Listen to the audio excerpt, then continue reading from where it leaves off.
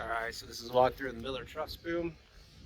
So we're connecting here. We got the C channel flipped up this way, tucked in there on the dry boom, or on the wet boom holder. The original bolts there.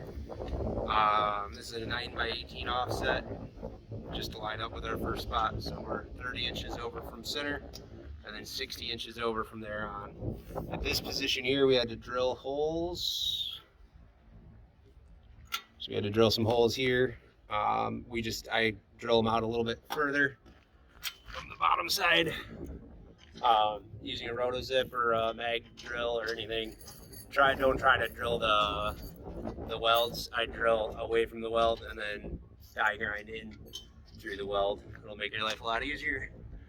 2.5 inch U-bolts, and we're just mounted there straight.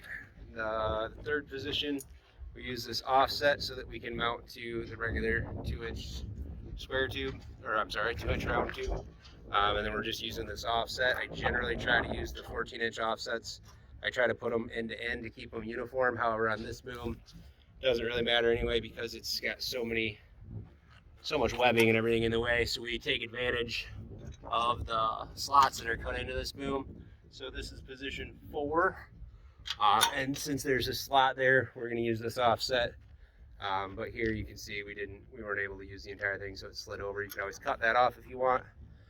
Position 5, 1, 2, 3, 4, 5. Position 5, nice 22-inch extension. They're all 22s, mounted directly on the end. 6 is the same. 7 is a 9x18.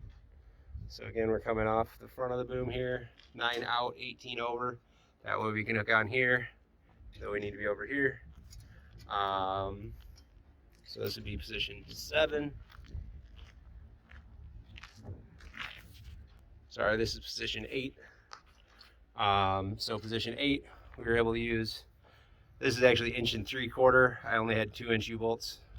It's pretty hard to turn though, so I think we're good with 2-inch U-bolts. I just put my weight on there. Just kind of, you tighten them up equally as you go, kind of like tightening a tire, to make sure you're getting that plate on where you want it to be.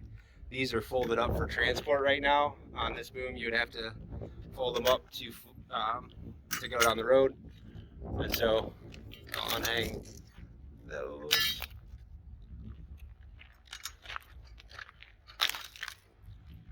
And so we've just got those 2-inch round U-bolts, 180 underneath, and then the 14-inch offset. We can get by with 9x18s as long as, so on these positions, you're gonna have to die grind. This hole here is already in the boom.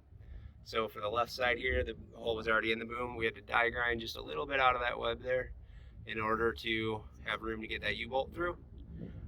So you'll have to do a little bit of grinding there, just to do it cautiously.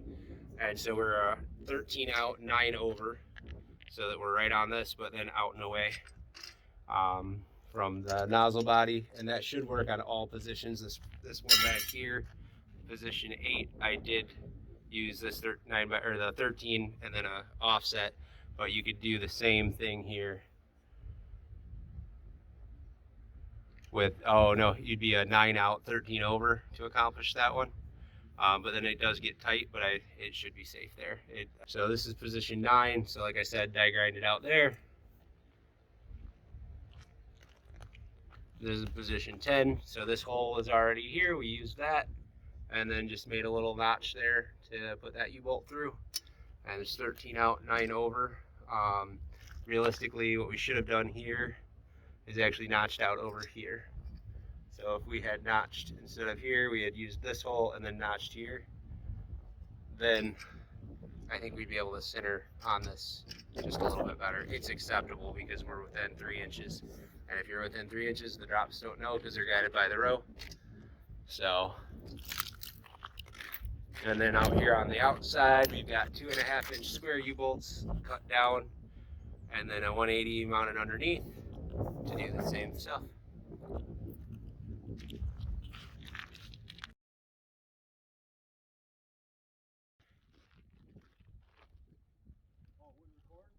No.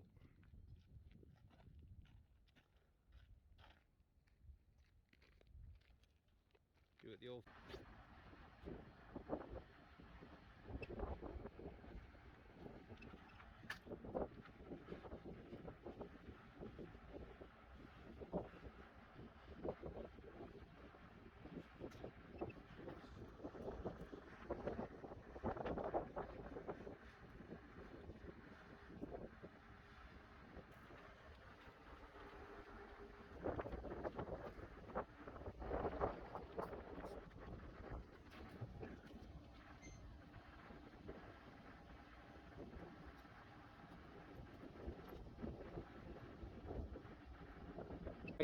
Just use my phone to record this. Here we go.